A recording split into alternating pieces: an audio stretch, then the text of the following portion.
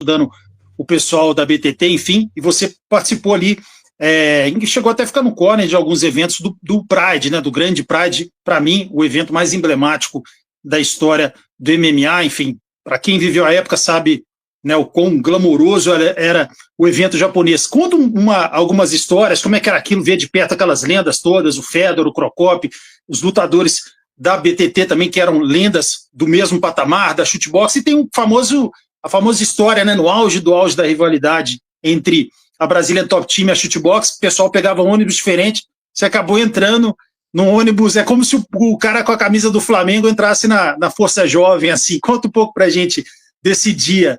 Esse dia realmente é um caos muito histórico. Como é que foi a sua reação e a deles lá dentro, vendo você? E, lógico, além dessa história específica, algumas histórias daquele evento japonês que você viveu bem. Eu não fui tantas vezes quanto eu gostaria de ter ido. Eu agora ficava ali na expectativa de ser convidado. Quem me deu 2 possibilidades foi o Minotouro. As 2 vezes eu acho que eu fui 3 vezes com o Rogério.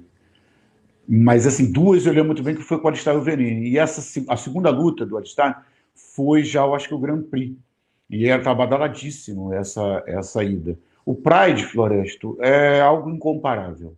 Eu acho que se você assistir hoje pelas imagens da TV, você não vai conseguir entender o que é você estar dentro do Tokyo-Dome, 70 mil pessoas assistindo, e aquelas entradas que tinham, né? Por exemplo, a música do Vanderlei. Aquela entrada do Vanderlei era emblemática.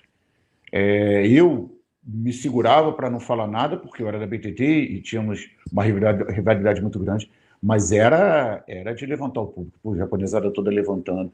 E existia, como a gente conversou em off, um respeito marcial, né? Quando você lutava, era silêncio, ao ponto de você escutar o outro corner falar, e na época da BTT e shootbox, o auge, eles meio que não xingavam, mas dava uma zoada, né? Acredito até que xingasse também.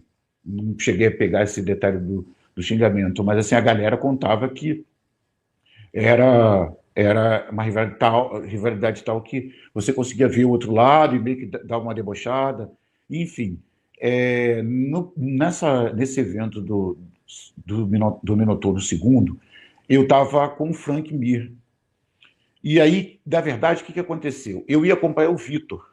Aí eles fizeram uma troca de córnea, eu acabei indo, em vez de ir para o Ultimate, eu fui para o Japão com o Minotauro. E era um evento importante porque era uma das lutas que classificavam para o Grand Prix. Eu vou até fazer uma observação aqui. Tem um amigo meu policial que chama Charles, eu não sei se ele está assistindo. Ele me sacaneou da última vez, um podcast que eu fiz, porque realmente eu não estava lembrando. São detalhes disso que eu não lembro. Mas quando eu esqueço o nome, ou para não fazer uma gafe, eu me visto do personagem, Floresta, que eu falo assim, não lembro muito bem. Eu passo, entendeu? Eu consigo sair a francesa. Porque aí tranquilo. Eu não esqueço o nome de ninguém, ou então, de repente, se eu posso esquecer o nome de alguém, pode ficar magoado. Aí eu falo assim, eu não lembro muito bem, ele mesmo me xingou. Velho, você esquece tudo, tá velho, tá gagá, vai fazer podcast, tem que fazer uma listinha. Mas não, é personagem, tá, cara?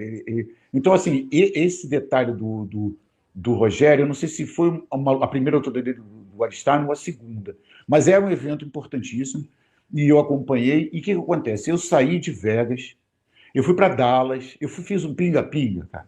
Que quando eu cheguei em Narita, que é o aeroporto de Tóquio, eu estava péssimo. Eu não gosto de avião, né? Na época, então, eu gostava muito menos. Hoje, até que eu atuo. Mas na época, eu assim, odiava avião. Então, quando eu cheguei no aeroporto, abriu aquela porta, eu fiz a imigração, abriu a porta, eu entrei no primeiro avião, o ônibus que tinha, estava escrito Hayat, eu entrei no primeiro ônibus. E não era o ônibus que eu deveria entrar. Porque a rivalidade era tal, Floresto, que eles tinham que chegar um dia antes, ou a Shootbox ou a BTT, não podia vir no mesmo dia, no mesmo avião. Não se tomava café, não almoçava, os horários eram sempre horários diferentes. Só mesmo no dia da luta que todo mundo ia, mas o ônibus, obviamente, era um ônibus separado. Cara, eu não fiz a M de entrar no primeiro ônibus e eu era o segundo, era o que estava atrás, e eu entrei no ônibus da Shootbox. Enfim, foi uma gafe, eu fiquei desesperado lá dentro, 1h40, com eles incomodadíssimos com a minha presença, Porque podia parecer que eu estava tirando uma onda, né? Eu não estava tirando onda. E também não consegui explicar. O Rudimar, que depois de um certo tempo levantou e veio falar que, pô, eu tinha vacilado e tal, mas que estava tudo bem.